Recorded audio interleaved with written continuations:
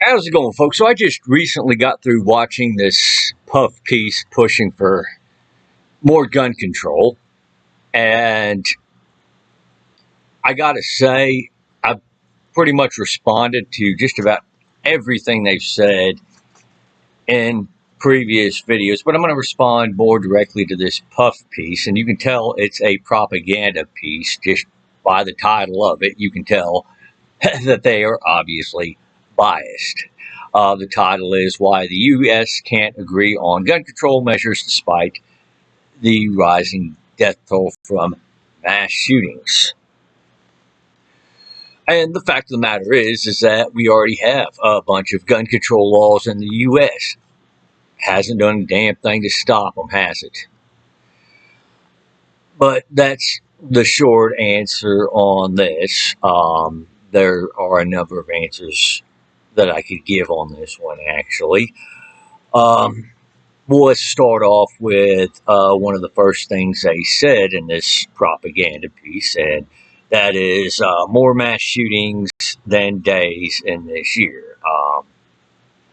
Again, false number. I don't care where they got it from, but the people who are coming up with these numbers are doing things like including BB guns getting shot at buses as mass shootings.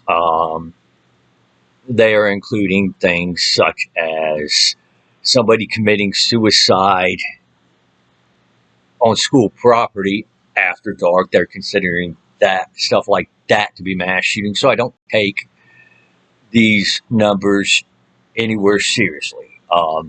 We have not had more Uvaldes this year than we've had days in this year. It's an absolutely false number. Well, the very first person they go on to interview is a gun controller who uses their son's death to push their agenda. The very first thing this person mentioned was the Brady Bill, and that there was a loophole in the Brady Bill, and no, there wasn't. The proviso on which the Brady Bill was passed was very simple, and that is that we only want to make it so people who are in the business of selling firearms have to conduct background checks. That we weren't going after people who knew each other, who were selling guns to themselves or giving each other gifts, things of that nature. And again, that got skipped over. And again, this proves my point. You should never, ever agree to any further firearm restrictions with these people, because these people are going to always turn around and say that didn't go far enough, or there was a loophole. This is why you can't compromise with these people. Although, really, when I say compromise, I'm using it loosely in this sense. What we're really talking about doing is making more concessions in our freedom just to try to appease these numbnuts. All right. Again, they go on to mention what foreign countries did, did certain mass killings. Ironically enough, they mention the UK. Yeah, nobody's trying to take anybody's guns here. However, the shining example we're going to use is, a country that responded to a mass killing by banning handguns. Good on you. Yeah, no, nobody's trying to take your guns, folks, but, the country that did it right, one of the countries that did it right anyway, responded by banning handguns. After, by the way, they had a myriad of other gun control laws on the books. Nobody likes to mention that part, though. Oh, and by the way, none of these gun control laws actually reduce the overall homicide rates in their countries. So, another food for thought. But the reason why they like to focus on mass shootings is because they make headlines. And they get pushed to the front of headlines. And with that being said, you also have no real ability to test to see if you're gun control laws actually worked at reducing the number of mass shootings because they're such a rare event. I mean, shoot, France has some pretty restrictive gun laws, and yet they still have mass shootings too. In fact, a number of countries that have restrictive gun laws find themselves having mass shootings. The problem is these are rare events, and it's really one of those things you don't have enough data on to track to see if gun control laws actually stop these things. So, again, this propaganda piece is being dishonest with that. Then they brought on this constitutional scholar. Well, excuse me, they brought on another person who was in favor of gun rights just to pretend like they were balanced. Then they brought on this constitutional scholar to supposedly refute him. Well, I use the term constitutional scholar loosely. He might have that degree, but he's not being very honest. And you can tell this because he's saying the idea of citizens bearing arms against their government to resist tyranny was just not part of the Second Amendment at all. I know what the Second Amendment had anything to do with. A basic history lesson, by the way, dispels that. What did our founding fathers just get through doing? Oh, yes, they just got through with a war after, they declared their independence from the government they used to be a part of. So obviously our founders were swapping lead with their government. So it's kind of far-fetched that our founders would say, oh, guys, well, we don't need to do that anymore. We'll never have to ever think about doing any of that in the future.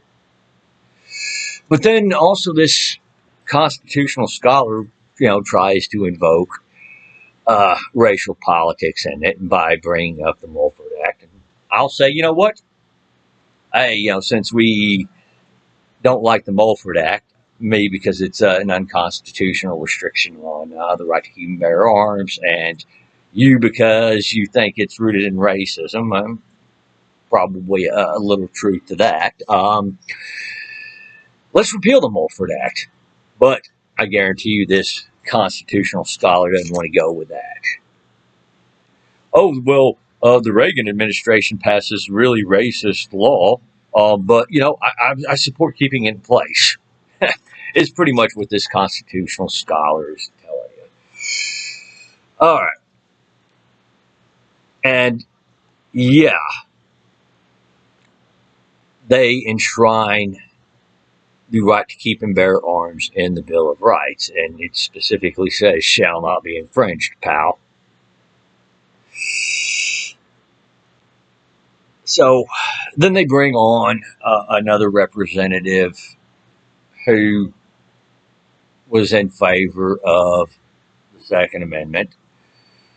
You know what? I'm going to skip past that part because I'm not arguing with people who are in favor of the Second Amendment, genuinely speaking, but they did bring on this gun sense candidate. And I use that term loosely. That's what they were calling themselves in those days. And my responses to this person, this bimbo, is that, well, I'm sure you framed your words in a way that would make them sound agreeable to all the people you're talking to. Maybe you only went and talked to the people who you thought you had a chance of getting to vote for you, and that's probably what you did. So yeah, it's why I'm very leery on people who sit there and say, but all these people agree with me.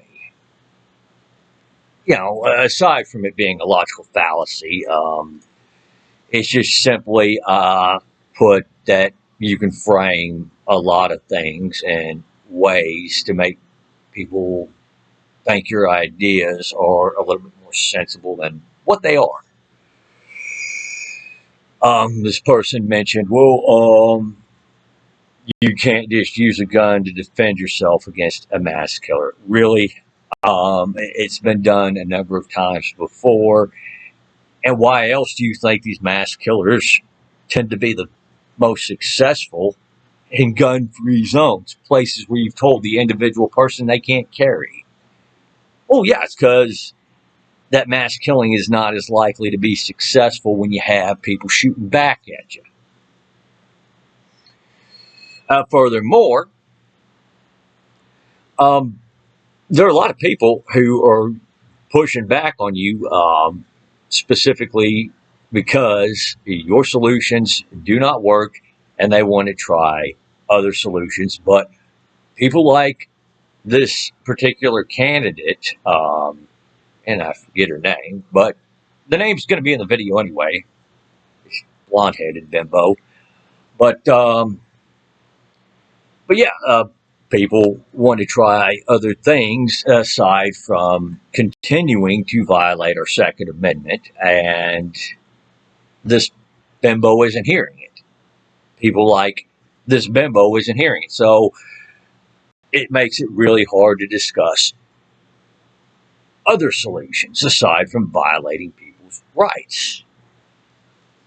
Well, moving on, this particular program, they decided to throw in the whole survey thing.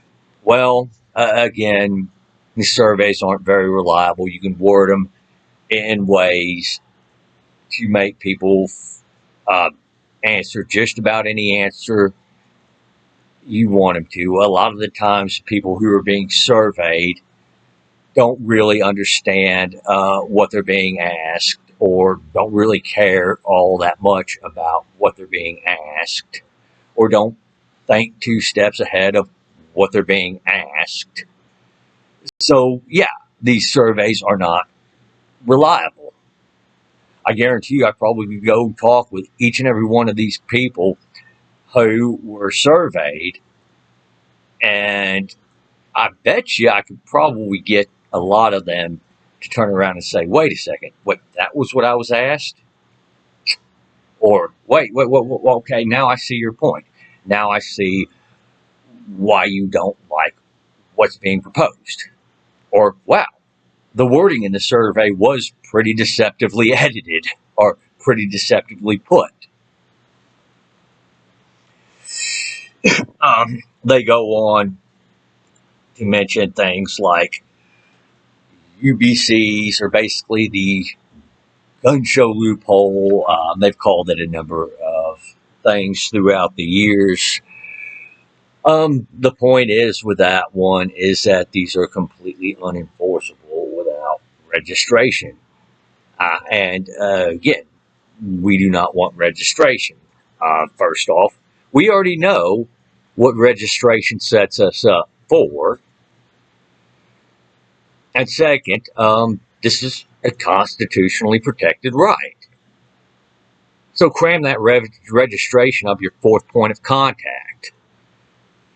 Storage laws. How are you going to enforce those? I mean, by the way, what business is it of yours telling me how I'm going to store my own personal property?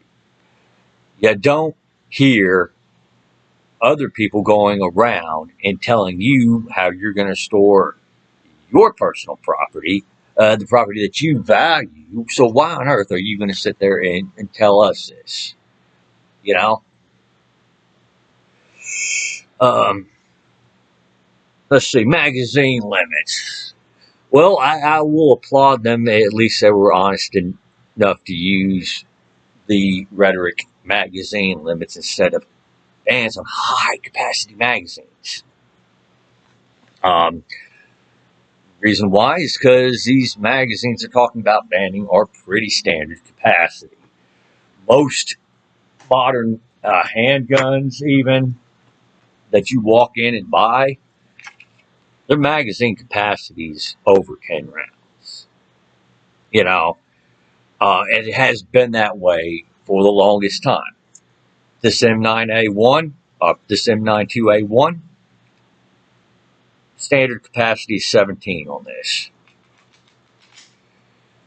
You know, that's most handguns have a magazine capacity nowadays anywhere from 12 rounds to 25 rounds on the higher end. Although most generally sit between 15 and 20. Let's see. So, yeah. And by the way, with these proposals on magazine limits, what you don't hear is that they don't prevent government agencies from being able to have these. Police officers from being able to have these magazines that exceed the 10 round capacity.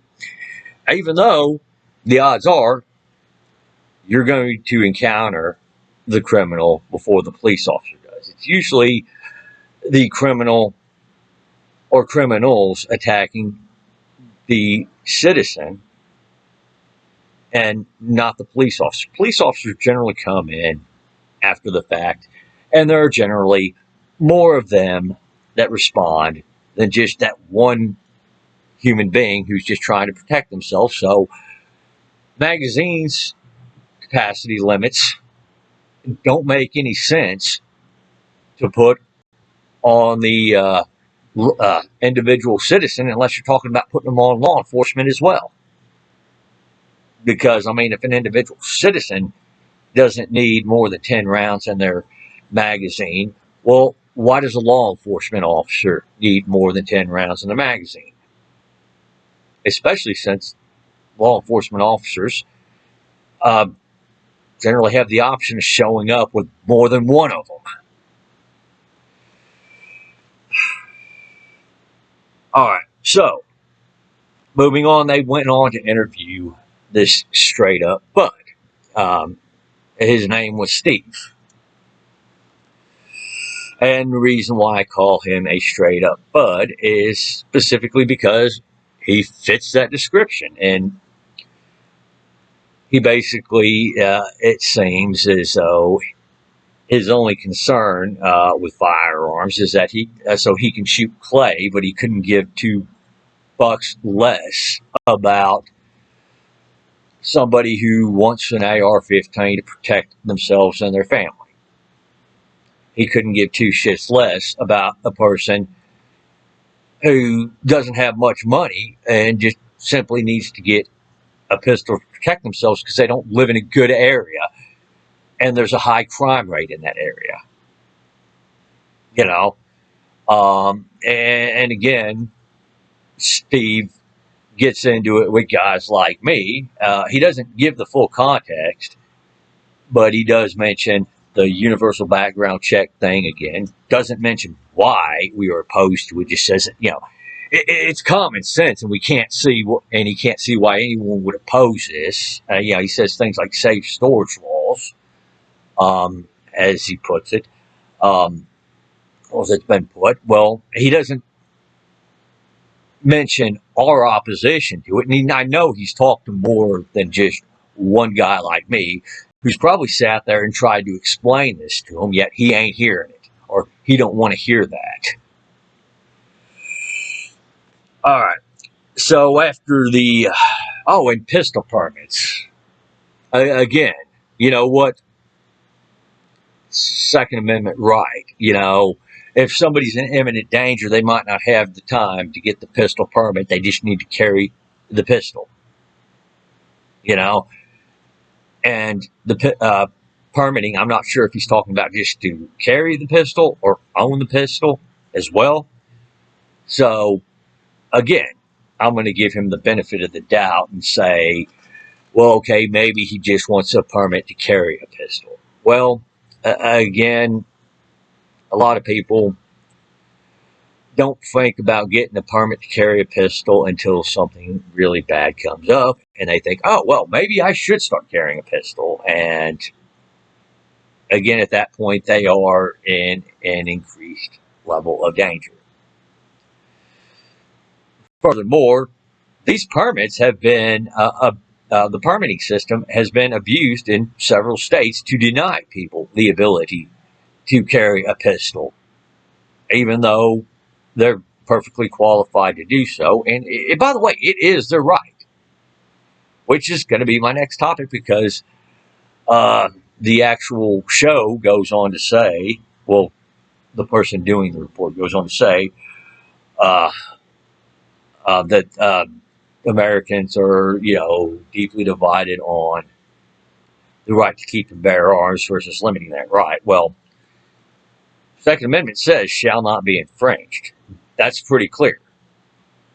You know, moreover, we've already put limitations on people's legal ability to exercise that right. Still hasn't satisfied people like the person who's doing that report. So you know what?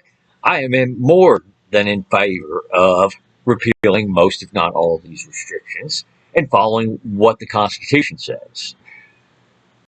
I mean, even, if, say, I was to say, okay, you know what, there are one or two, restrictions we could put that do make sense, and we should go with those because they do make sense.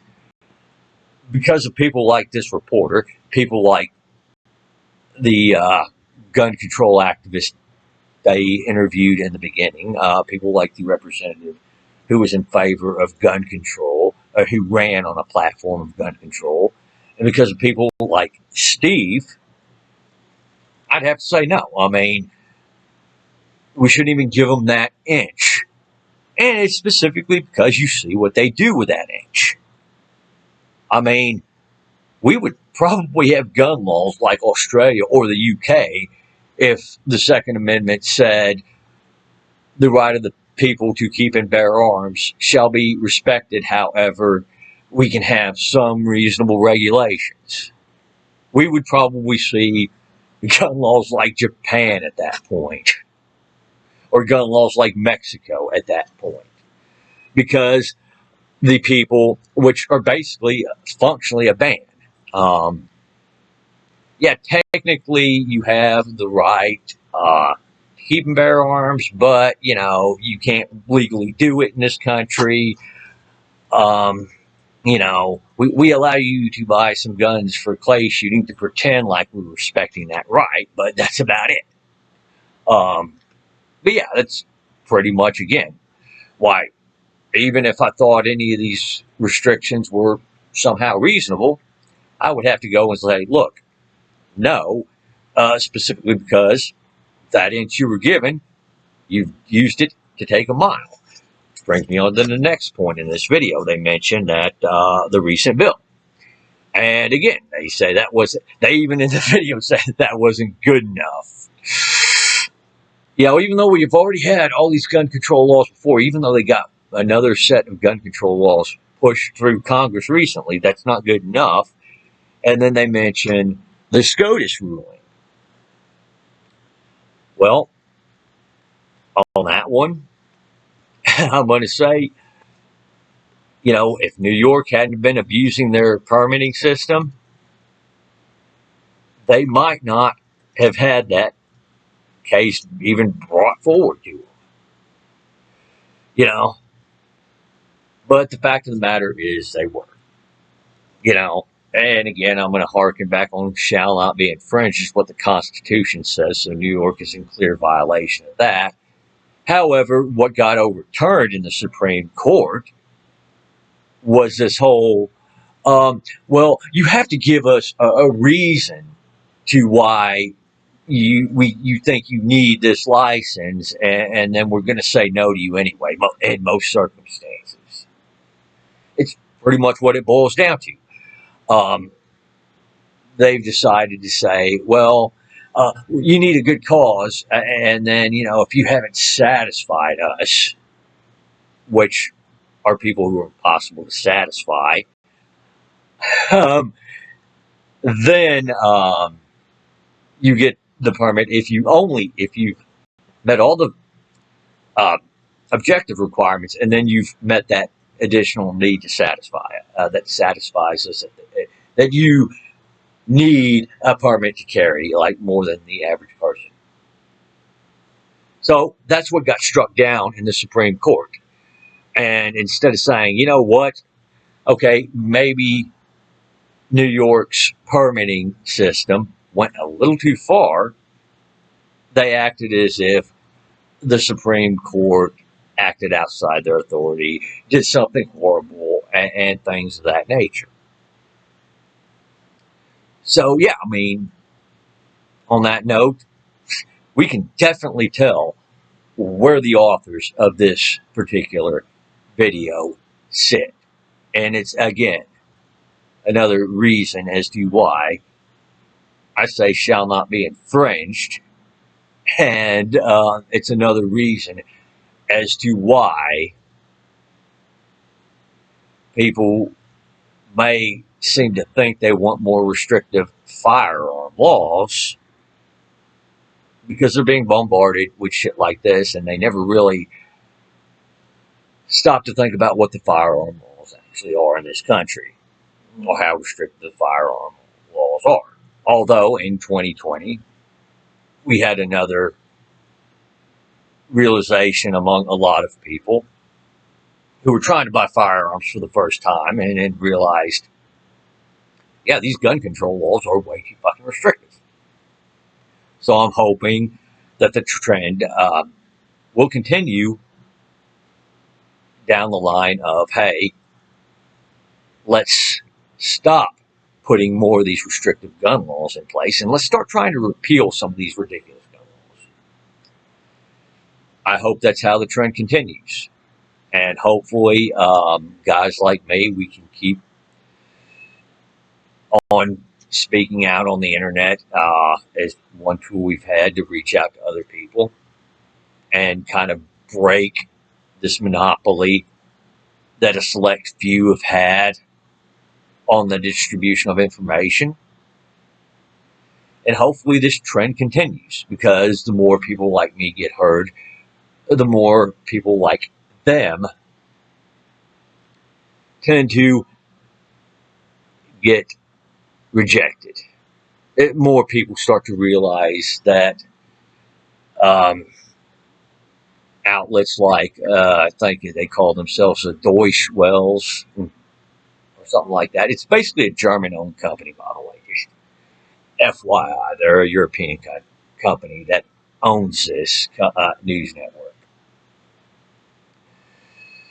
But anyway, folks, you guys have the comment section. You guys can tell me what you think.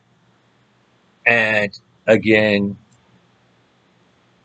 I like the free speech portion on the internet because freedom of speech usually results in people like me winning more often.